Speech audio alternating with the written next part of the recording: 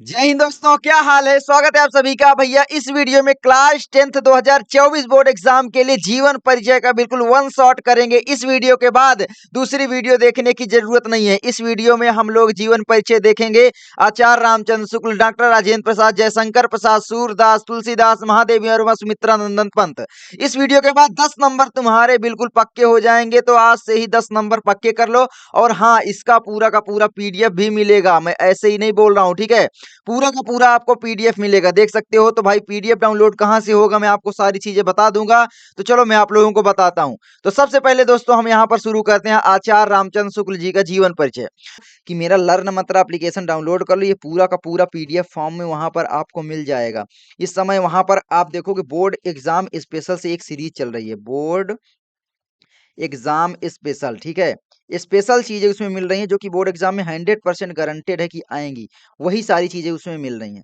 तो उस सीरीज का प्राइस समझ सकते हो ना, मैंने 599 से घटाकर, कितना भाई, 599 से घटा करके केवल 69 कर दिया मेरी जान, 69। तो ये बढ़ भी सकता है अभी मैं ठीक है। तो प्रथम 200 बच्चों को ये प्राइस मिलेगी। तो जा करके तुरंत ले लो, उसमें पीडीएफ पढ़ाई कर लो, बोर्ड एग्जाम में तहलका मचा के चले आओ। तो बिल्कुल ऐसे ही लिखना, और जीवन परिचय किस तरीके से लिखना है वो आगे मैं आपको बताने वाला हूं। तो सबसे पहले देखिए, आचार्य रामचंद्र शुक्ल जी का जन्म सन 1884 ईस्वी को उत्तर प्रदेश के बस्ती जिले के अगोना नामक ग्राम में हुआ था। इनके पिता का नाम पंडित चंद्रवली शुक्ल तथा माता का नाम विभासी देवी था। याद रखना, पिता का नाम पंडित चंद्रवली शुक्ल और माता का नाम विभासी देवी था, ठीक है। इनकी माता एक धार्मिक महिला थी, जिसके कारण शुक्ल जी को बचपन से ही धर्म ग्रंथों का परिवेश प्राप्त हुआ। तो ये मैंने अपनी भाषा में लिखा है, आपको कहीं भी इस तरीके का जीवन परिचय इतनी सरल भाषा में नहीं मिलेगा।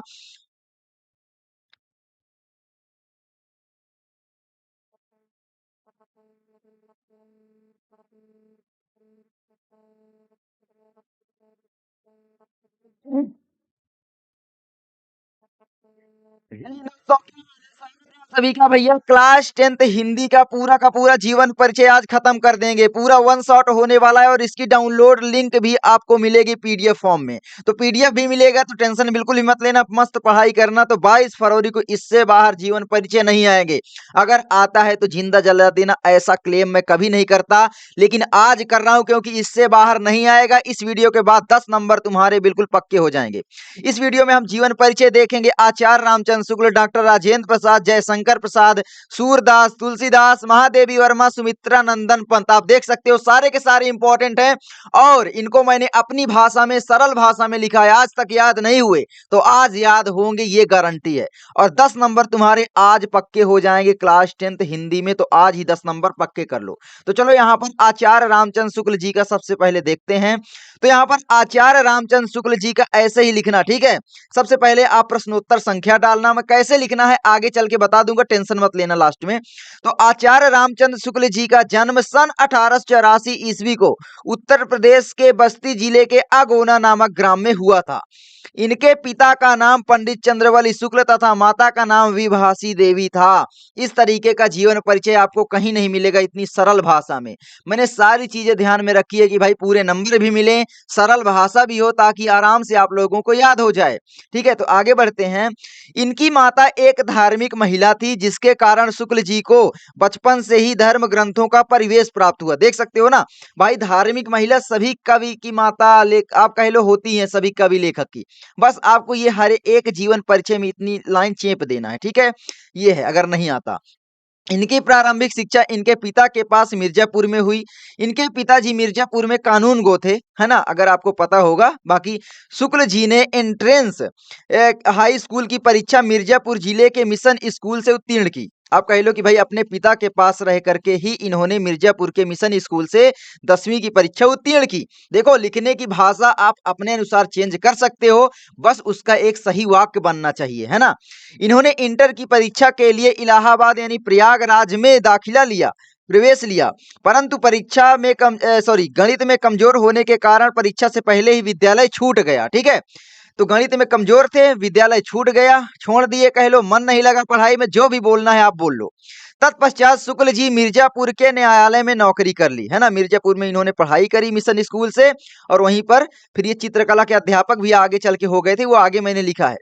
यह नौकरी इनके स्वभावानुकूल न होने के कारण नौकरी छोड़कर मिर्जापुर के मिशन स्कूल में चित्रकला के अध्यापक हो गए। अध्यापन कार्य करते हुए इन्होंने अनेक कहानी, कविता, निबंध, आलोचना आदि ग्रंथों की रचना की। तो देख सकते हो कितना ज्यादा इंपॉर्टेंट है यहाँ पर। मैं आपको बता दूं कि भाई अध्यापन कार्य का मतलब है कि भाई बच्चों को पढ़ा रहे थे, पढ़ाते पढ़ाते ही ये क्या किए कि कहानी, कविता, निबंध, आलोचना ये सभी रचनाएं लिखने लगे। ठीक है। इनकी विद्वता एवं प्रतिभा से प्रभावित होकर इन्हें हिंदी शब्द सागर के संपादन कार्य में सहयोग के लिए काशी नगरी प्रचारणी सभा में सम्मान सहित बुलाया गया और इन्होंने 19 वर्षों तक काशी नागरी प्रचारणी पत्रिका का संपादन कार्य किया। एक बात बता दूं, ये बहुत ज्यादा इंपॉर्टेंट है। काशी नागरी प्रचारणी पत्रिका उस समय की बहुत ज्यादा फेमस पत्रिका थी। ठीक है।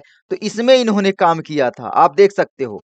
तो भाई बहुविकल्पी प्रश्न में आ सकता है कि काशी नागरी प्रचारणी पत्रिका का संपादन किसने किया, तो 4 विकल्प दे देगा, तो आचार्य रामचंद्र शुक्ल। ठीक है। तो मैं आपको सारी चीजें बता रहा हूं जो क्वेश्चन बनेंगे। इसमें से मैं आपको 10 नंबर नहीं बल्कि 15 नंबर कह दूं तो गलत नहीं होगा, क्योंकि सारी रचनाएं भी मैंने लिखी हैं। ठीक है। कुछ समय तक या कुछ समय पश्चात इनकी नियुक्ति काशी हिंदू विश्वविद्यालय में हिंदी विभाग के प्राध्यापक के रूप में हो गई और कुछ ही समय में हिंदी विभाग के अध्यक्ष भी हो गए। स्वाभिमानी और हिंदी के महान निबंधकार, उपन्यासकार, आलोचक, हिंदी साहित्य के महान लेखक एवं शुक्ल युग के प्रवर्तक, क्योंकि शुक्ल युग के प्रवर्तक माने जाते हैं। सन 1941 ईस्वी को स्वर्ग सिधार गए या मृत्यु हो गई, दिवंगत हो गए, कुछ भी लिख लो, इस दुनिया को छोड़कर चले गए। मतलब समझ रहे हो, अपनी भाषा में कुछ भी लिखने की कोशिश किया करो। मैं जैसा जीवन परिचय ये बता रहा हूं वैसा रटने की कोशिश मत करना मेरी जान। ठीक है। पूरा का पूरा आप लोग इसका ले लेना, स्क्रीनशॉट भी ले सकते हो बाकी, और इसकी पीडीएफ चाहते हो तो मैं आपको पीडीएफ भी प्रोवाइड करूंगा, टेंशन मत लो, क्योंकि स्क्रीनशॉट से दिक्कत होती है। ठीक है। तो यहाँ पर आप लिखोगे महत्वपूर्ण रचनाएं। अब यहाँ पर देखो एक चीज बताना चाहूंगा, 3 नंबर तो आपको मिल जाएंगे जो मैंने बता दिया पहले। अब 2 नंबर कैसे मिलेंगे भैया, तभी तो 5 नंबर मिलेंगे। तो 2 नंबर के लिए ये लिखना पड़ेगा। देखो भाई बड़ा नंबर मिल रहा है तो थोड़ा सा बड़ा तो लिखना पड़ेगा, ऐसा जीवन परिचय लिखना कोई नहीं बताता। सबसे पहले निबंध। तो देखो इनके निबंध जो है, चिंतामणि, विचार भी थी, इनके निबंध है। सारी रचनाएं आपको याद कर लेना है, क्योंकि ये रचनाएं बहुविकल्पी प्रश्नों में भी फंसने वाली हैं। आलोचना, रस मीमांसा, त्रिवेणी, सूरदास इनकी प्रमुख आलोचनाएं हैं, याद कर लेना। कहानी 11 वर्ष का समय, पिछले साल क्वेश्चन पूछा गया था, कहानी 11 वर्ष का समय के लेखक कौन है, तो यहाँ पर बहुत सारे बच्चे फेल कर गए थे। तो मैं बता दूं भैया, कहानी 11 वर्ष के समय के लेखक आचार्य रामचंद्र शुक्ल जी हैं। ऐसे क्वेश्चन बहुविकल्पी प्रश्न में फंसेंगे। इनका इतिहास है हिंदी साहित्य का इतिहास। संपादन इन्होंने किया है बहुत सारी पत्रिकाओं का, जैसे हिंदी शब्द सागर का संपादन किया है ना। हिंदी शब्द सागर के संपादन कार्य में सम्मान सहित बुलाया गया, पीछे आपने जीवन परिचय में भी लिखा। फिर उसके बाद काशी नागरी प्रचारणी पत्रिका का संपादन किया, वहां पर भी बुलाया गया था।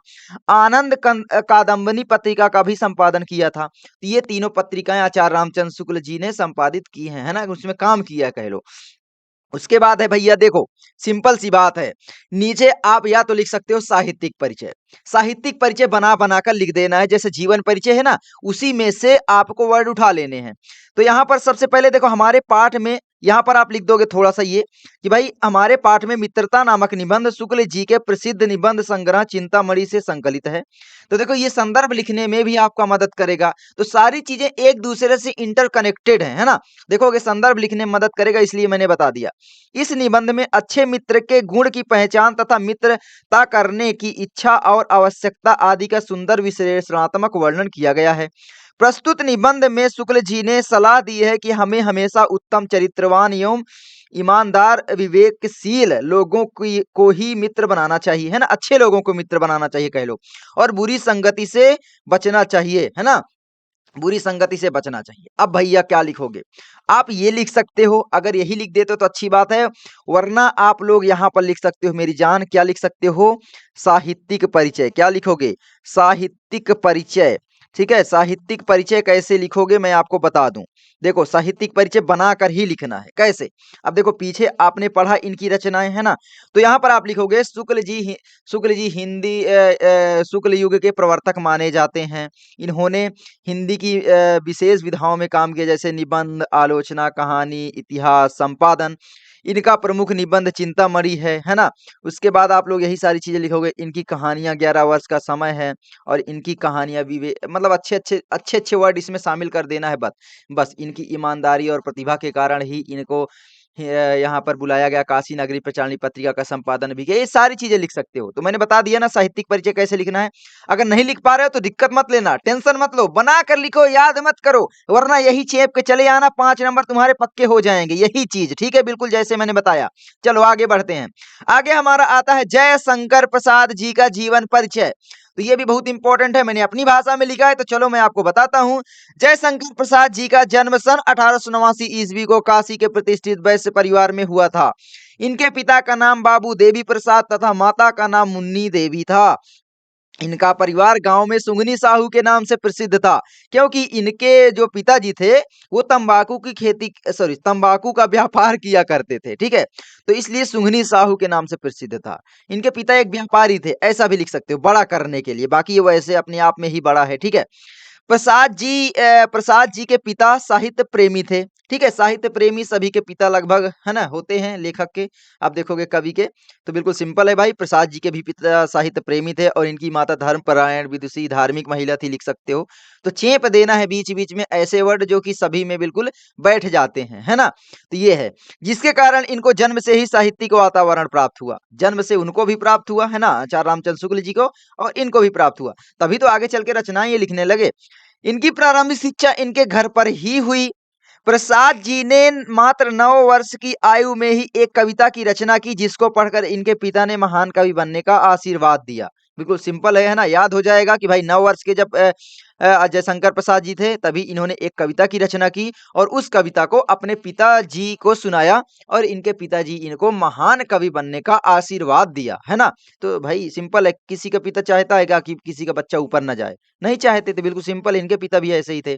उसके बाद है, इन्होंने स्वाध्याय से हिंदी, संस्कृत, उर्दू और फारसी भाषा सीख ली। ठीक है, जब मात्र 12 वर्ष के थे तभी इनके पिताजी की मृत्यु हो गई। तो जब ये मात्र 12 वर्ष के थे तभी पिताजी की मृत्यु हो गई थी, है ना, मतलब उसके बाद कुछ समय बाद इनकी माता की भी मृत्यु हो गई थी, ये देख सकते हो, माता की भी मृत्यु हो गई थी। उसके बाद क्या हुआ भाई, इनके ऊपर कठिनाइयों का पहाड़ टूट पड़ा। ये अब सारी चीजें लिख सकते हो भाई, जिसके ऊपर से माता पिता का साया उठ जाता है उसका दर्द वही समझ सकता है, और उस दर्द का अनुभव करके आप लोग यहाँ पर लिख दो, जो जो चेपना है चेप दो। ठीक है, तो चेप दोगे ना, बिल्कुल टेंशन मत लेना। तो भाई जब इनके माता पिता का साया उठ गया तो इनको भाई पढ़ाई करने के लिए दिक्कत हुई, तो इन्होंने स्वाध्याय से अपने से ही क्या है, हिंदी, संस्कृत, उर्दू और फारसी भाषा सीख ली, कह सकते हो। थोड़ा बहुत गांव में पूछ करके, या अच्छे गुरु आ रहे होंगे, है ना, घर में पढ़ाने थोड़ा बहुत, तो पहले के जमाने में ऐसा ही होता था, सारे लोग पढ़ाने में इंटरेस्ट रखते थे, तो 1-2 घंटे कोई भी आके बैठ के आराम से गप्पे-सप्पे लड़ाता था, पढ़ा के चला जाता था, समझ रहे हो? तो इस तरीके से। अतः इनके ऊपर कठिनाइयों का पहाड़ टूट पड़ा। इनकी शिक्षा दीक्षा का प्रबंध इनके बड़े भाई शंभुनाथ जी ने किया, है ना। इनके बड़े भाई क्या थे? शंभुनाथ। इन्होंने इनके शिक्षा दीक्षा का प्रबंध किया, मतलब भाई उच्च शिक्षा के लिए, क्योंकि प्रारंभिक शिक्षा तो इन्होंने हिंदी, संस्कृत, उर्दू, फारसी इन्होंने घर पर ही सीख ली। फिर उच्च शिक्षा के लिए सर्वप्रथम इनका नाम क्या है, क्वींस कॉलेज में लिखवाया गया, किंतु वहां पर इनका मन नहीं लगा और परीक्षा के पहले ही विद्यालय छूट गया। भैया आचार्य रामचंद्र शुक्ल से बिल्कुल मिलता है ना, उनका भी परीक्षा से पहले विद्यालय छूट गया था, क्योंकि गणित में कमजोर थे, इसी का, और इसीलिए इनका भी छूट गया था, इनका मन नहीं लगा। तो बिल्कुल सिंपल है, उनका भी मन नहीं लगा। तो जीवन परिचय एक दूसरे का मैच हो रहा है कि नहीं, बिल्कुल सिंपल है ना। तो दोनों में एक बराबर चेपना है, बस थोड़ा बहुत बदलाव होता है। जब प्रसाद जी मात्र 17 वर्ष के थे तभी इनके बड़े भाई शंभुनाथ जी की मृत्यु हो गई। इन्होंने 3 शादियां की, किंतु तीनों ही पत्नियों की असामयिक मृत्यु हो गई। इसी बीच इनके छोटे भाई की भी मृत्यु हो गई। इन सभी दुर्घटनाओं के कारण प्रसाद जी अंदर अंदर टूट गए और संघर्ष चिंताओं के कारण प्रसाद जी के स्वास्थ्य पर बहुत गहरा प्रभाव पड़ा, बुरा प्रभाव पड़ा कह लो। और हिंदी साहित्य के महान नाटककार, कहानीकार सन 1937 ईस्वी को स्वर्ग सिधार गए। बिल्कुल सिंपल, आपको जीवन परिचय याद हो जाएगा कि नहीं मेरी जान? याद हो जाएगा ना, आज के बाद तो टेंशन नहीं लोगे। चलो इनकी रचनाएं बताता हूँ। रचनाएं देखो, महत्वपूर्ण रचनाएं में आप लिखोगे सबसे पहले इनके नाटक। सारी रचनाएं याद कर लेना। देखो बोलोगे भैया याद कैसे होगा, देखो इसका कोई ट्रिक नहीं है, ट्रिक भी भूल जाओगे। मैं बोलूंगा बार बार केवल पढ़ो, है ना, बार बार सुनो तो याद हो जाएगा। चंद्रगुप्त, स्कंदगुप्त, अजातशत्रु, ध्रुव स्वामिनी, कामना, राजश्री, करुणालय, एक घूंट एवं जन्मेजय का नाट्यज्ञ इनके प्रमुख नाटक थे। यहाँ पर ध्रुव स्वामिनी पिछले साल पूछा गया था कि भाई ध्रुव स्वामिनी किस विधा की रचना है, ध्रुव स्वामिनी के लेखक कौन है, अलग अलग सेट में क्वेश्चन पूछा गया था। अब की बार चांसेज हैं चंद्रगुप्त, स्कंदगुप्त, अजातशत्रु, है ना, इनके पूछने के, कामना, राजश्री, करुणालय। ये इंपॉर्टेंट है, एक घूंट भी, सारे इंपॉर्टेंट है, ठीक है। कहानी जो है दोस्तों, प्रतिध्वनि छाया इंद्रजाल आकाशदीप। आकाशदीप पिछले साल पूछी गई थी। तो प्रतिध्वनि छाया इंद्रजाल आकाशदीप के लेखक और आंधी, है ना, इसके भी लेखक क्या है, जयशंकर प्रसाद। बिल्कुल सिंपल, याद कर लेना सारी की सारी कहानियां। तो देखो ये जीवन परिचय लिखने में भी काम आएंगी, बहुविकल्पी प्रश्न सॉल्व करने में भी काम आएंगी, है ना, क्योंकि 5 नंबर के बहुविकल्पी प्रश्न आएंगे लेखक वाले में। उसके बाद है उपन्यास, कंकाल तितली आदि। निबंध, काव्य कला इनका एक निबंध है ना, तो याद कर लेना सारी के सारे। उसके बाद देखो काव्य रचनाएं, यहाँ पर आप देख लीजिए, काव्य रचनाएं भी आप लिख सकते हैं। झरना, लहर, आंसू, कानन कुसुम एवं कामायनी महाकाव्य हैं। अब देखो ये काव्य रचनाएं काव्य में पूछी जाएंगी, मतलब 10 नंबर के जो बहुविकल्पी प्रश्न आते हैं, हिंदी गद्य का विकास, हिंदी पद्य का विकास का, 5-5 नंबर में डिवाइड रहते हैं। तो भाई 5 नंबर इधर पूछा जाएगा ये वाला, और ये जो 5 नंबर है इन रचनाओं को पूछा जाएगा। तो बिल्कुल सिंपल है भाई, आप सारी चीजें कर लोगे। मैं सारी चीजें ध्यान में रखता हूं ताकि आप लोग केवल 5 नंबर के लिए ही मत पढ़ो, आप लोग उससे और अधिक नंबर पा जाओ, और आप लोग देखोगे कि भाई आएंगी ही आएंगी। तो यहाँ पर देख लो, मैंने लिख दिया है भाई, हमारे पाठ्य पुस्तक में ममता नामक कहानी जयशंकर प्रसाद जी की आकाश दीप कहानी से संकलित है ना। तो बिल्कुल सिंपल है, संदर्भ लिखना आपको आ जाएगा इससे, है ना, पाठ का नाम याद हो जाएगा। इस कहानी में प्रसाद जी ने भारतीय नारी के आदर्शों को बताते हुए उसकी दयनीय स्थिति एवं बेबसी का सुंदर चित्रण किया है। कहानी में ममता विपरीत परिस्थितियों में भी अपना स्वाभिमान की रक्षा करते हुए अपने कर्तव्य एवं धर्म का पालन करती है। तो याद कर लेना भाई साहब, बिल्कुल सिंपल, वेरी इंपॉर्टेंट है। चलिए आगे बढ़ते हैं। आगे आता है राजेंद्र प्रसाद जी का जीवन परिचय। तो बिल्कुल सिंपल ऐसे याद रखना कि भाई देश रत्न एवं भारत के प्रथम राष्ट्रपति डॉक्टर राजेंद्र प्रसाद जी का जन्म सन 1884 ईस्वी को बिहार राज्य के सारण यानी सीवान जिले के जीरादेई नामक ग्राम में हुआ था। देखो बहुत जगह छपरा भी लिखा होता है, तो बहुत सारे बच्चे बोलते हैं भैया आप गलत बता रहे हो, तो कुछ कोष्टक में छपरा भी लिख सकते हो। बहुत सारे लोग बोलते हैं छपरा, लेकिन यहाँ पर अब सीवान ही हर जगह मिलता है, विकिपीडिया वगैरह में। मैंने बहुत सारी रिसर्च करी है गूगल में, तो आपको टेंशन नहीं लेना, यही लिख देना है, ठीक है। तो देश रत्न डॉक्टर राजेंद्र प्रसाद जी का जन्म सन 1884 ईस्वी को बिहार राज्य के सारण यानी सीवान जिले के छपरा जिले के जीरादेई नामक ग्राम में हुआ था। भैया आचार्य रामचंद्र शुक्ल का जब जन्म हुआ था ना, तो वही साल डॉक्टर राजेंद्र प्रसाद जी का भी जन्म हुआ था, उनका भी जन्म यही टाइम हुआ था। देखो 1884 89 जयशंकर प्रसाद का हो गया। तो बिल्कुल सिंपल सिंपल आप देख सकते हो, 2-4 साल का अंतर है, तो दिमाग में ये रख लो, बस तीनों का आपको जन्म याद हो जाएगा। 1884 जैसा सॉरी आचार्य रामचंद्र शुक्ल हो गया, राजेंद्र प्रसाद का भी, जयशंकर प्रसाद का 5 साल बड़े 1889-90 में हुआ था। कई जगह 90 लिखा होता है, तो इसलिए बता रहा हूँ, तो दोनों लिख देना कोष्टक में करके, ठीक है। चलिए आगे बढ़ते हैं। इनके पिता महादेव सहाय संस्कृत एवं फारसी के विद्वान एवं माता कमलेश्वरी देवी एक धर्मपरायण महिला थी और इन्हें महाभारत, रामायण एवं अन्य धार्मिक ग्रंथों की कहानियां सुनाया करती थी। ठीक है, बचपन में कह लो कि भाई इनको, इनकी माता क्या है, धार्मिक महिला थी, जिसके कारण इनको महाभारत, रामायण इन सब की कहानियां सुनने को मिली बचपन से ही, जिसके कारण क्या हुआ, इनके मन में साहित्य के प्रति प्रेम उभर पड़ा। कुछ भी आप यार चेप सकते हो, नहीं आता तो मैं क्या बता रहा हूँ, छोड़ के नहीं आना है मेरी जान। ठीक है आगे, इनका परिवार गांव के प्रतिष्ठित कृषक परिवारों में से था। इनका परिवार एक्चुअली में राजनीति से हमेशा से जुड़ा था, है ना। इनके दादा परदादा जो भी थे स्वतंत्रता सेनानी भी थे, ठीक है, और दीवान भी थे, है ना। उस टाइम जो रियासतें होती थी उसके दीवान होते थे, वो भी थे। इनके घर में पढ़ा लिखा एवं साहित्यिक परिवेश होने के फलस्वरूप प्रारंभिक शिक्षा घर पर ही हुई। ये प्रतिभा संपन्न और मेधावी छात्र थे और परीक्षाओं में प्रथम आते थे। इन्होंने उच्च शिक्षा यानी कलकत्ता कोलकाता विश्वविद्यालय से एमए एवं एलएलबी की परीक्षा उत्तीर्ण की थी, है ना। उच्च शिक्षा के लिए मतलब भाई कलकत्ता गए और वहां से इन्होंने एमए और एलएलबी की परीक्षा उत्तीर्ण की, या एमए और एलएलबी पास किया, जो भी लिख लो यार।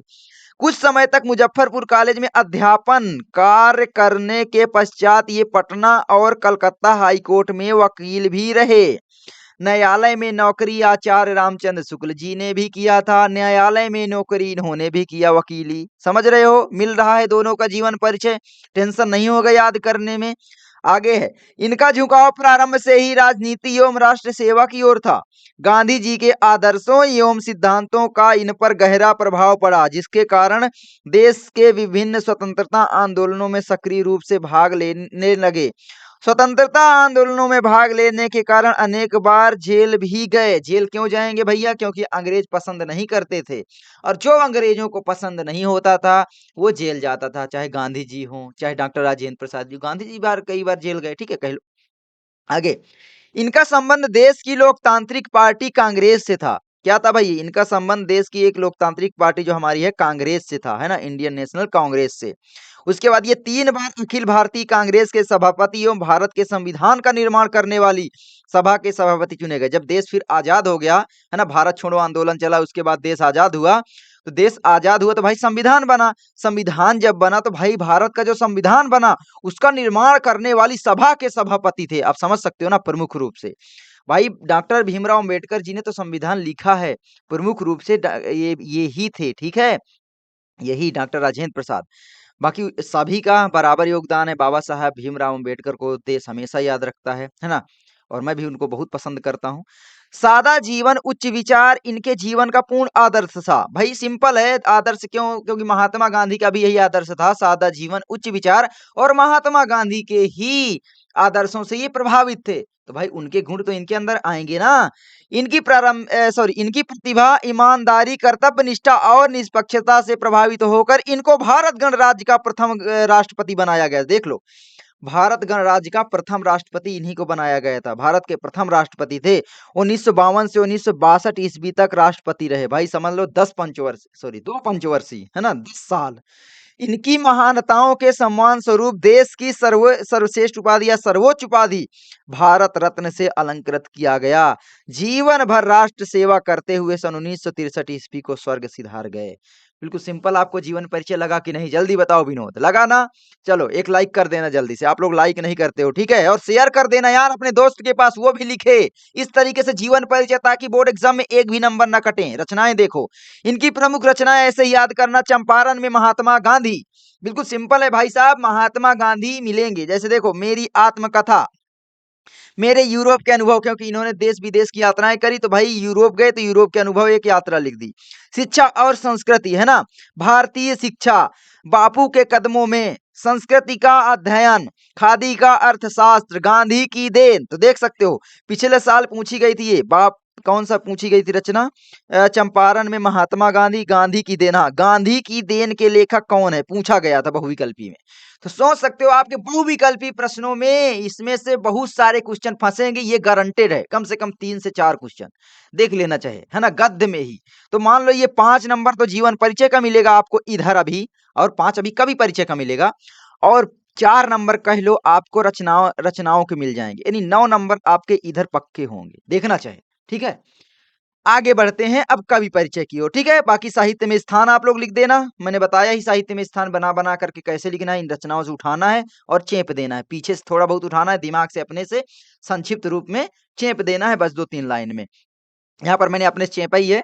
डॉक्टर राजेंद्र प्रसाद को संस्कृत एवं फारसी भाषाओं का विज्ञान था, लेकिन हिंदी के प्रति इनका प्रेम साफ साफ झलकता है। पीछे आपने पढ़ा कि भाई इन्होंने क्या किया कि संस्कृत, बचपन में संस्कृत एवं फारसी भाषा सीख ली थी, लेकिन सीखने के बावजूद हिंदी के प्रति इनका प्रेम था। तो वही चीज मैंने यहाँ पर लिख दिया कि भाई इनका प्रेम साफ साफ झलकता है। देखो सिंपल है, साहित्य में स्थान का मतलब है हिंदी के लिए अच्छा अच्छा चीज लिख दो, बस। क्या क्या इन्होंने किया? राजनेता होने के साथ साथ उच्च कोटि के विचारक एवं कुशल वक्ता भी थे, है ना, कुशल वक्ता थे तभी तो राष्ट्रपति बने। हिंदी की आत्मकथा विधा में इनकी रचना मेरी आत्मकथा का विशिष्ट स्थान है। इनकी रचनाओं के कारण हिंदी साहित्य में इनका विशिष्ट स्थान है। बस बिल्कुल सिंपल है, इसी में से मैंने चेपा है, देखो इनकी रचनाओं से इनका विशिष्ट स्थान है। आगे बढ़ते हैं, चलो अब कवि परिचय में, ठीक है। कवि परिचय में हमारा आता है यहाँ पर सबसे पहले सूरदास। भाई साहब वेरी इंपॉर्टेंट है, हर साल बोर्ड एग्जाम में आता है। और 5 नंबर का कैसे मिलेगा आपको, तो मैं बता दूं, 5 नंबर आपका बिल्कुल फिक्स होगा अगर आप लोग इस तरीके से लिखते हो। कैसे? देखो, अष्टछाप के सर्वश्रेष्ठ कवि सूरदास जी का जन्म सन 1478 ईस्वी, यानी संवत 1535 विक्रमी। भाई 1478 में 57 जोड़ दो, बस आपको ये निकल आएगा। तो ये याद करने की जरूरत नहीं है, ठीक है, बाकी लिख देना कोष्टक में। तो भाई अष्टछाप के सर्वश्रेष्ठ कवि सूरदास जी का जन्म सन 1478 ईस्वी के लगभग आगरा से मथुरा जाने वाली सड़क के पास स्थित रूनकता नामक गांव में हुआ था। कुछ विद्वान इनका जन्म स्थान दिल्ली के निकट सीही नामक गांव को मानते हैं, है ना। मतलब भाई देखो, जितने भी कवि हैं पुराने, चाहे वो तुलसीदास, सूरदास, रसखान, इन सभी के जन्म के संबंध में मतभेद है। भाई उनकी रचनाएं तो मिलती नहीं है। कोई देखने गया था क्या कि इनका जन्म कहाँ हुआ, कब हुआ? बस गेस किया जाता है, रचनाओं से निकाला जाता है, समझ रहे हो? तो इसीलिए हमेशा मतभेद रहते हैं। वो तुलसीदास में भी है, सब में है, रसखान में भी है, ठीक है। चलिए कोई नहीं, आगे बढ़ते हैं। तो आप लोग समझ लिए। इनके पिता का नाम रामदास सारस्वत था, ये याद कर लेना, इंपॉर्टेंट है। पिता का नाम रामदास सारस्वत। आपके गांव में किसी का रामदास नाम हो तो आप बिल्कुल याद कर लेना। बाकी राम, राम आप देख ही सकते हो, है ना, राम आ रहा है, राम जी हमारे श्री राम, है ना, तो याद हो जाएगा आराम से। और मैं बता दूं ये कृष्ण की लीलाओं का गान किया करते थे, ठीक है। तो ये है रामदास सारस्वत था। सूरदास जी जन्मांते या नहीं, इस विषय में विद्वानों में मतभेद है। विद्वानों का कहना है या मानना है कि सूरदास जी ने कृष्ण की बाल लीलाओं का, बल लिखा है देख लो, बाल लीलाओं का इतना मनोहरिक एवं स्पष्ट वर्णन किया है जो आंखों के प्रत्यक्ष देखे बिना संभव नहीं है। ठीक है, तो बिल्कुल सिंपल है कि भाई इन्होंने इतना अच्छे से कृष्ण की लीलाओं का गान किया है, इतने अच्छे से लिखा है। लोग मानते हैं, विद्वान मानते हैं कि आंखों से देखे बिना संभव ही नहीं हो सकता, लेकिन संभव करके सूरदास जी ने दिखाया। तो ज्यादातर लोगों का मानना है कि सूरदास जी जन्मान थे। सूरदास जी बचपन से ही विरक्त हो गए थे। विरक्त मतलब समझ रहे हो ना, बिल्कुल मोह माया छोड़ दिए थे, आराम से भक्त भावना में लीन हो गए थे। तो बचपन से ही विरक्त हो गए थे और गौ घाट में रहकर विनय एवं कृष्ण की लीलाओं का गान किया करते थे, या के पदों का गान किया करते थे। एक बार वल्लभाचार्य जी गौ घाट गए और वहां पर सूरदास जी ने वल्लभाचार्य जी को स्वरचित पद गाकर सुनाया और पद उनको बहुत अच्छा लगा। वल्लभाचार्य जी ने सूरदास जी को कृष्ण की लीलाओं का गान करने का सुझाव दिया। तब से वल्लभाचार्य जी इनके गुरु बन गए। कहानी आपको क्या समझ में आ रही है कि भाई वल्लभाचार्य जी थे, गौ घाट में रहकर सूरदास जी विनय के कृष्ण की लीलाओं का गान आप कह लो किया करते थे, पद गाया करते थे। वल्लभाचार्य जी वहां गए, वहां पर वल्लभाचार्य जी की मुलाकात सूरदास जी से हुई, बड़ा करने के लिए भी लिख सकते हो। और सूरदास जी ने वल्लभाचार्य जी को भाई स्वरचित पद गाकर सुनाया, जिसके कारण वल्लभाचार्य जी को उनका पद बहुत अच्छा लगा और वल्लभाचार्य जी ने सूरदास जी को कृष्ण की लीलाओं का गान करने का सुझाव दिया। तब से वल्लभाचार्य जी इनके गुरु बन गए। कैसा भी लिख सकते हो अपनी भाषा में, ठीक है। मैं कभी भी रटना नहीं सिखवाता, आप कहानी उनकी देख लो, बस पूरी दिमाग में कल्पना कर लो कहानी, ठीक है। आगे कहा जाता है कि एक बार तुलसीदास जी की भेंट सूरदास जी से हुई थी, और सूरदास जी से प्रभावित होकर ही तुलसीदास जी ने कृष्ण गीतावली नामक रचना की थी। ठीक है, बिल्कुल सिंपल है, आपने याद हो जाएगा। कृष्ण गीतावली दोस्तों जो है तुलसीदास जी की रचना है, ठीक है, याद कर लेना। वल्लभाचार्य जी ने इनको गोवर्धन पर बने श्रीनाथ जी के मंदिर में कीर्तन करने का भार सौंप दिया। वहां पर ये कृष्ण की लीलाओं का गान करते रहे। इनकी मृत्यु सन 1583 ईस्वी के लगभग गोवर्धन के पास स्थित पारसौली नामक ग्राम में हुई थी। बिल्कुल सिंपल, याद हो गया ना पूरा जीवन परिचय भैया। बस जन्म मृत्यु याद कर लो, माता का नाम याद कर लो, पिता का नाम, माता का नाम ही नहीं है, पिता रामदास सारस्वत थे, आपको याद है मेरी जान, ठीक है। कौन थे भैया? पिता रामदास सारस्वत। यहाँ पर देखो ना, ये रामदास सारस्वत, ठीक है, तो ये याद कर लेना। तो बिल्कुल सिंपल है। और ये कृष्ण भक्ति शाखा के कवि थे, ये भी लिख सकते हो। सूरदास जी जन्मान थे नहीं, इस विषय में विद्वानों में मतभेद है। वल्लभाचार्य जी इनसे मिले, वल्लभाचार्य जी को इन्होंने पद गाकर सुनाया, जिसके कारण वल्लभाचार्य जी इनके गुरु बन गए। और वल्लभाचार्य जी ने इनको सुझाव दिया कि भाई आप कृष्ण की लीलाओं का गान करो। इस तरीके से आप लोग याद करो, फिर अपना सेंटेंस बना बना कर लिख देना। चलो आगे बढ़ते हैं। इनकी रचनाएं प्रमुख आप लोग देखो, तो इनकी प्रमुख रचनाएं देख सकते हो, महत्वपूर्ण कृतियां देखो भाई। 5 नंबर का तो थोड़ा सा बड़ा तो लिखना पड़ेगा मेरी जान, है ना। 5 नंबर भाई एक पेज में कैसे मिल जाएंगे, तो थोड़ा सा लिख देना। देखो यहाँ पर ये लिख देना कि भाई कृष्ण भक्ति शाखा एवं अष्ट साहब के सर्वश्रेष्ठ कवि भक्त शिरोमणि कवि सूरदास जी ने लगभग 1.25 लाख पदों की रचना की थी। काशी नागरी प्रचारणी सभा की खोज के अनुसार सूरदास के ग्रंथों की संख्या 25 मानी जाती है, लेकिन प्रमुख रूप से प्रमाणित ग्रंथों की संख्या केवल 3 उपलब्ध है ना। सूरसागर, सूर सरावली, साहित्य लहरी। आपको याद होगा, साहित्य लहरी, सूर सागर, सूर की सारावली, श्री कृष्ण जी की बाल छवि पर लेखनी अनुपम चली, ये एक दोहा है, ठीक है। दोहा नहीं मतलब पद है। अब देखो साहित्य लहरी के बारे में भी आप लिख सकते हो, इनकी रचना है। इसमें 118 दृष्टकूट पदों का संग्रह है। मुख्यतः कृष्ण की बाल लीलाओं का वर्णन मिलता है, परंतु कहीं कहीं पर महाभारत की कथाओं के अंशों की झलक दिखाई पड़ती है। इसको मैंने अपने से लिखा है, बस ये याद करना पड़ेगा 118 पद। बाकी आप इसको याद ना करना चाहो तो कोई दिक्कत नहीं, केवल रचनाएं लिख देना, है ना, कि साहित्य लहरी हो गई, उसके बारे में थोड़ा सा लिख देना कि भाई इसमें कृष्ण की बाल लीलाओं का वर्णन मिलता है, परंतु कहीं कहीं पर महाभारत की अंशों का झलक दिखाई पड़ता है। बस बिल्कुल सिंपल है। सूरसागर, सूरसागर इनकी प्रमाणित कृति है। इसके लाखों पदों में से केवल 8 से 10 हजार पद ही उपलब्ध हो पाए हैं। भाई लिख दिए थे, कहीं खो गए, मिट गए, है ना, समझ रहे हो। स्याही से लिखा जाता था, कौन सा यहाँ पर छापे खाने थे पहले बहुत जमाने में। आगे है आपका सूर सरावली। इसमें 1107 दृष्टिकूट पद हैं, कह लो, ठीक है। पद 1107 हैं, बस बिल्कुल सिंपल। साहित्य में स्थान लिखना बहुत जरूरी है, बिल्कुल सिंपल। कैसे लिखोगे भाई? ऊपर मैंने जो चापा वही नीचे चापना है। कृष्ण भक्त शिरोमणि या कृष्ण भक्ति शाखा के कवि या भक्ति काल के कृष्ण भक्ति शाखा के कवि, अपने से जैसे भी बनाना चाहो बना लेना। सूरदास जी का स्थान हिंदी साहित्य में सूर्य के समान ही है। भाई सूर्य नाम था तो सूर्य के समान ही है, सूर्य के समान ही चमक रहा है, जैसे भी लिखना चाहो। इनकी भाषा अत्यंत सरस एवं छंदों अलंकारों रसों से संयुक्त है। इनकी भाषाओं में भक्ति रस प्रमुख रूप से मिलता है। इन्होंने रचनाएं ब्रज भाषा में की हैं, बस ये याद करना है, बाकी चीजें मुझे नहीं लगता याद करना पड़ेगा, अपने से बना लोगे, है ना? कि भाई रस छंद अलंकारों का तो प्रयोग होता ही है, आप जानते ही हो, है ना? काव्य में तो वो तो होगा ही भाई, सभी में यही चेपना है। तो कैसे बता रहा है आपका विकास भैया, याद हुआ कि नहीं? 5 नंबर फिक्स हुआ कि नहीं इधर? तो 5 5 10 और रचनाओं के मतलब 15 नंबर फिक्स होगा, लेकिन मैं घटाकर 10 ही बोल रहा हूं। भाई 15 नंबर आपके इस वीडियो से कहीं नहीं गए, गारंटी है, गारंटी।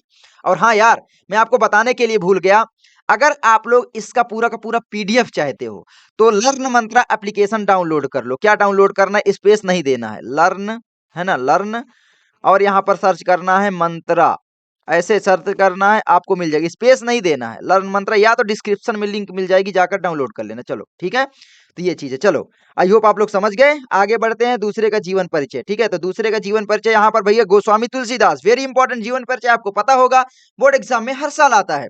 तो चलिए बताते हैं। गोस्वामी तुलसीदास जी का जन्म सन 1532 ईस्वी यानी विक्रमी 1589 संवत को चित्रकूट, अब चित्रकूट ये मेरे पास से 35-40 किलोमीटर है, तो मुझको पता है, ठीक है। तो चित्रकूट यानी बांदा, पहले बांदा ही था, तो बांदा जिले के राजापुर नामक गांव में हुआ था। कुछ विद्वान इनका जन्म स्थान एटा जिले के सोरो नामक गांव को भी मानते हैं, जैसे भैया सूरदास भी मतलब मतभेद था, है ना, दिल्ली के निकट सीही नामक गांव को मानते थे, इसी तरीके से इनके जन्म स्थान को भी विद्वान मानते हैं कि भाई इनका निकट जो है एटा जिले के सोरो नामक गांव में हुआ था, ये है कहना, ठीक है, कुछ विद्वानों का। लेकिन ज्यादा प्रमाण कहाँ के मिलते हैं, आप लिख देना कि भाई चित्रकूट बांदा जिले के ही ज्यादा प्रमाण उपस्थित है, इसलिए इनका जन्म कहाँ हुआ? बांदा जिले में ही हुआ, यही लिखना, बस बिल्कुल सिंपल, चेप देना, चाहे रट लो चाहे जैसे, ठीक है। इनके पिता का नाम आत्माराम दुबे और माता का नाम हुलसी था। क्या था भैया? पिता का नाम आत्माराम दुबे और माता का नाम क्या था? माता का नाम भैया यहाँ पर हुलसी था, ठीक है, याद कर लेना। चलिए आगे बढ़ते हैं। इनके बचपन का नाम राम बोला था। राम बोला क्यों पड़ा भैया बचपन का नाम? क्योंकि ये बचपन में जब इनका जन्म हुआ, कहा जाता है कि इनके शब्द से राम राम का शब्द निकला था, जिसके कारण इनका नाम राम बोला पड़ा, तो बचपन का नाम राम बोला। तो पूरी कहानी याद करो मेरी जान, रटने की कोशिश मत करो, बाकी ऐसे भी लिख दोगे पूरा का पूरा तो नंबर मिल जाएगा। मैं आप लोगों को ये बता रहा हूँ कि जीवन परिचय के थोड़ा बहुत हिंट आपको पता है तो छोड़ कर मत आओ, डरो नहीं, आप पूरा लिख दो और आपको पूरे नंबर मिल जाएं। इनका जन्म अभुक्त मूल नक्षत्र में होने के कारण, क्या है भाई? इनका जन्म अभुक्त मूल नक्षत्र में होने के कारण इनके माता पिता जी द्वारा इनका त्याग कर दिया गया था। कहा जाता है कि इनके जन्म के समय ही 32 दांत मौजूद थे। यह कारण भी रहे होंगे कि इनके माता पिताजी ने इनका त्याग कर दिया था, राक्षस समझकर कह लो, क्योंकि भाई जन्म से 32 दांत मतलब उस समय माना जाता था कि राक्षसों के दांत होते हैं, तो इस तरीके से जो भी कहो। माता पिता के द्वारा त्यागने के पश्चात इनका पालन पोषण इनके बचपन के गुरु स्वामी नरहरि दास जी ने किया, मतलब फेंक आए कहीं पर और स्वामी नरहरि दास ने इनको उठा लिया और इनका पालन पोषण किया, है ना।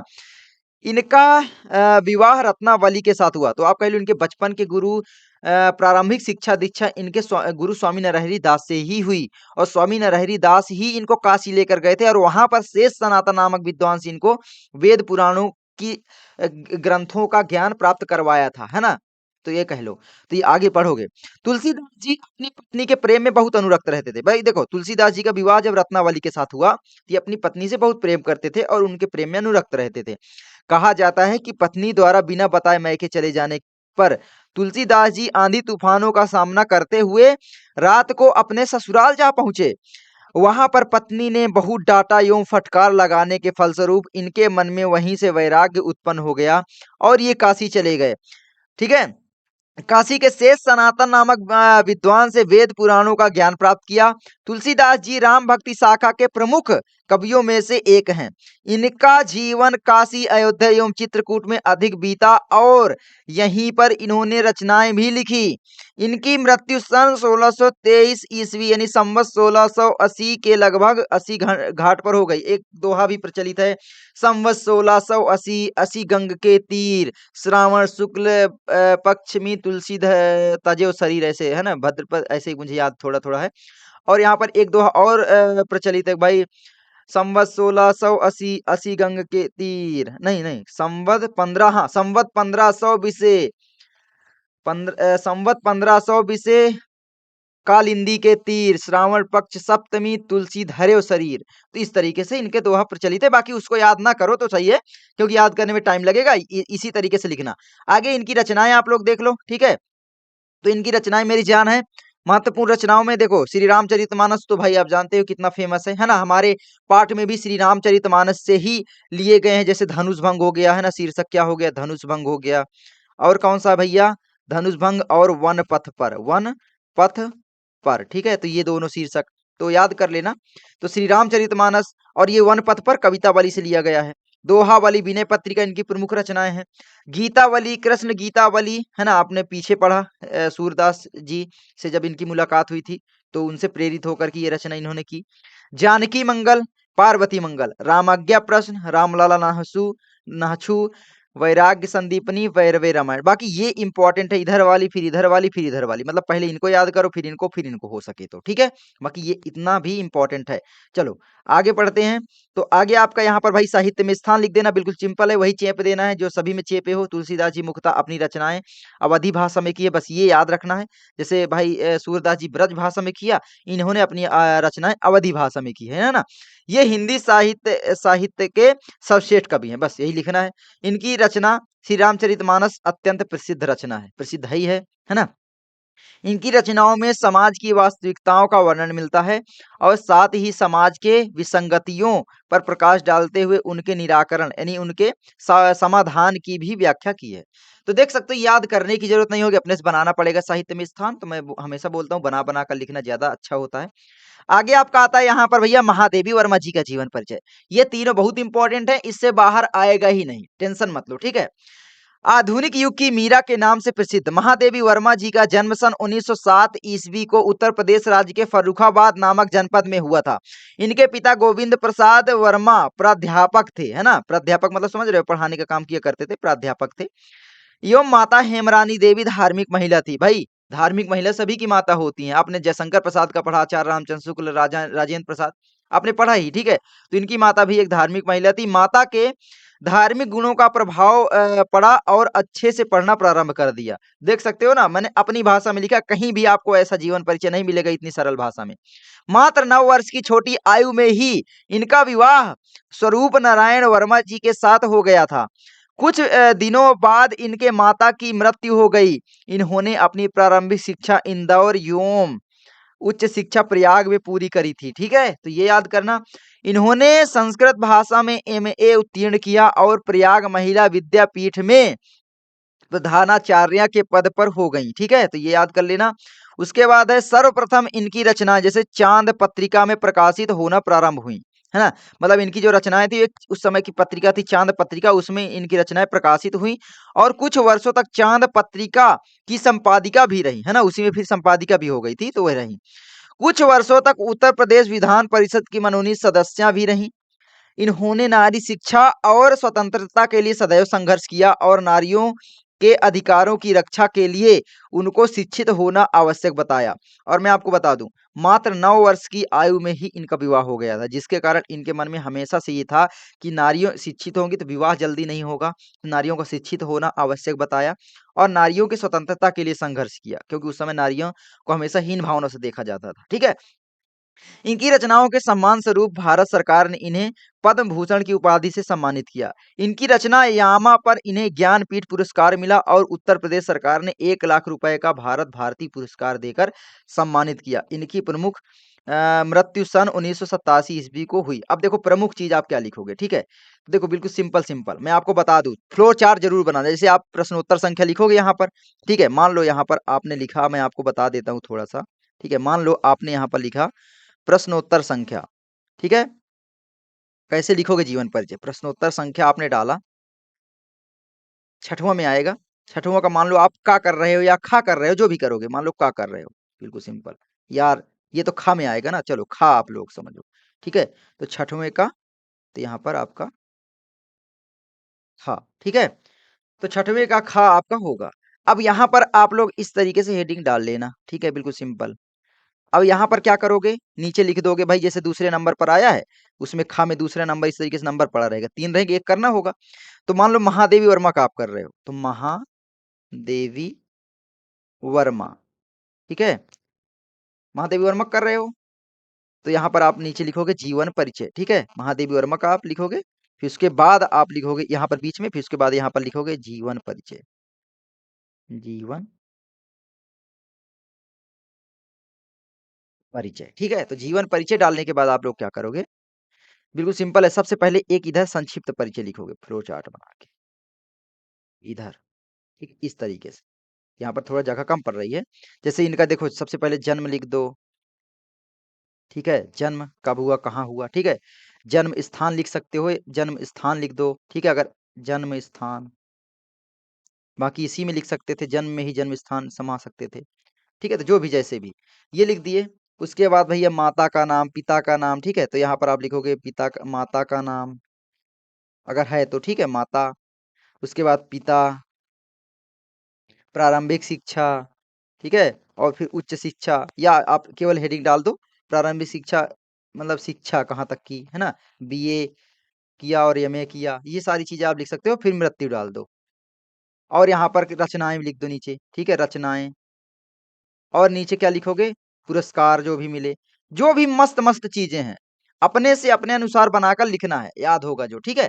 आई होप आप फ्लो चार्ट बनाना सीख गए होंगे अब जो मैंने बता दिया। चलो आगे बढ़ते हैं, बाकी आगे इनकी महत्वपूर्ण रचनाएं देखो। निहार, रश्मि, नीरजा, दीपशिखा, सांध्य गीत, इनकी प्रमुख रचनाएं देखो, काव्य रचनाएं है ना ये सारी की सारी। अतीत के चलचित्र, स्मृति की रेखाएं, श्रृंखला की कड़ियां, पथ के साथी, क्षणदा, इनका एक इंपॉर्टेंट निबंध है। बाकी ये काव्य रचनाएं हैं, और ये स्मृति की रेखाएं, ये सब क्या है भैया, संस्मरण रेखा चित्र, ठीक है। मेरा परिवार भी इनकी एक इंपॉर्टेंट रचना है, बाकी क्षणदा। अब देखो साहित्य में स्थान लिखोगे, देखो महादेवी वर्मा जी को हिंदी साहित्य में विशिष्ट स्थान है।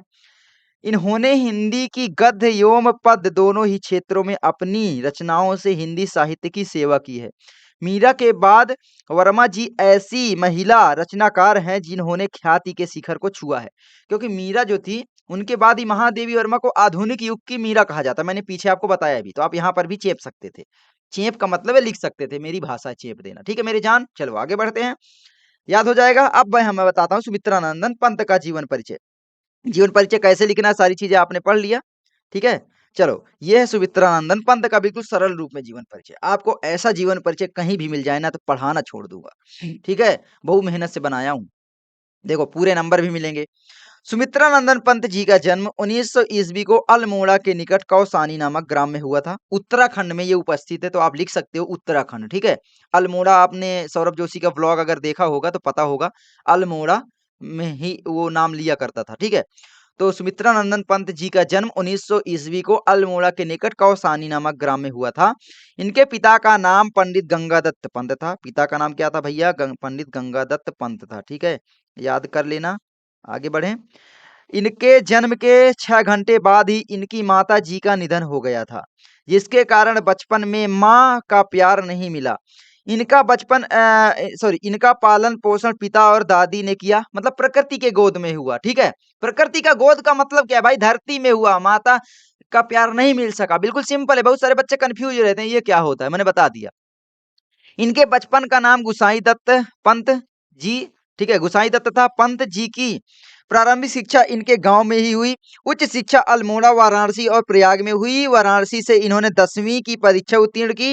इन्होंने बीए की परीक्षा के लिए इलाहाबाद की स्कूल में दाखिला लिया, परंतु गांधी जी के चलाए गए स्वतंत्रता आंदोलन, असहयोग आंदोलन में भाग लिए और परीक्षा से पहले ही विद्यालय छोड़ दिया, ठीक है। भाई गांधी जी से बहुत ज्यादा ये भी प्रभावित थे, डॉक्टर राजेंद्र प्रसाद भी प्रभावित थे, आपको पता होगा, तो इस तरीके से आप लोग देखिए, ठीक है। बाकी आगे है, स्वाध्याय से इन्होंने संस्कृत, अंग्रेजी, बांग्ला और हिंदी भाषा का अच्छा ज्ञान प्राप्त कर लिया। बचपन से ही प्रकृति की गोद में रहने के कारण इनमें प्रकृति के प्रति अटूट आकर्षण था, जो इनकी रचनाओं में साफ झलकता है। देख सकते हो, यहाँ पर मैंने अपने से सारी चीजें लिखी है। तो भाई आपको सरल लगे इसीलिए मैं सरल-सरल शब्दों का प्रयोग करता हूँ। ये शब्द जो है ना अपने से आप बना कर लिखोगे, आपके दिमाग में हमेशा रहेंगे। इन्होंने भारत छोड़ो आंदोलन में भी भाग लिया था। उत्तर प्रदेश सरकार ने इन्हें 1 लाख रुपए के भारतीय ज्ञान पुरस्कार से सम्मानित किया था। पंत जी ने हिंदी साहित्य सम्मेलन की लंबे समय तक सेवा की। Pant ji all India radio परामर्शदाता पद पर भी काम किए थे, है ना? उसके बाद भारत सरकार ने पद्म भूषण उपाधि से सम्मानित किया। महादेवी वर्मा को भी मिला था, इनको भी मिला। सन 1977 ईस्वी में सरस्वती माता के इस लाल का देहांत हो गया। तो जो भी आपको लिखना है आप लिख दो। देख सकते हो कितना सरल तरीके से मैंने आपको बताया जीवन परिचय। बाकी चलो इनका मैं आगे और बता देता हूँ रचनाएं वगैरह। तो महत्वपूर्ण रचनाएं आप देखना, चिदम्बरा हो गया, उत्तरा हो गया, लोकायतन, ग्रंथि, युगांत, युगपथ, युगवाणी, गीत हंस, ग्राम्या, कला और बूढ़ा चांद। तो ये चीज है। तो साहित्य में स्थान आप इस तरीके से पढ़ लो, लिख लेना, ठीक है? पूरा का पूरा देख सकते हो, बिल्कुल सरल भाषा में है। आई होप आपको ये वीडियो अच्छी लगी होगी एक, ठीक है? तो आई होप आपको ये वीडियो अच्छी लगी होगी। तो मैं मिलता हूँ आपसे अगली वीडियो में। लाइक शेयर सब्सक्राइब सब कुछ ठोक देना, और एप्लीकेशन का लिंक डिस्क्रिप्शन में मिल जाएगा कोर्स का, तो डाउनलोड कर लेना। चलो मैं मिलता हूँ आपसे अगली वीडियो में। जय हिंद, जय भारत।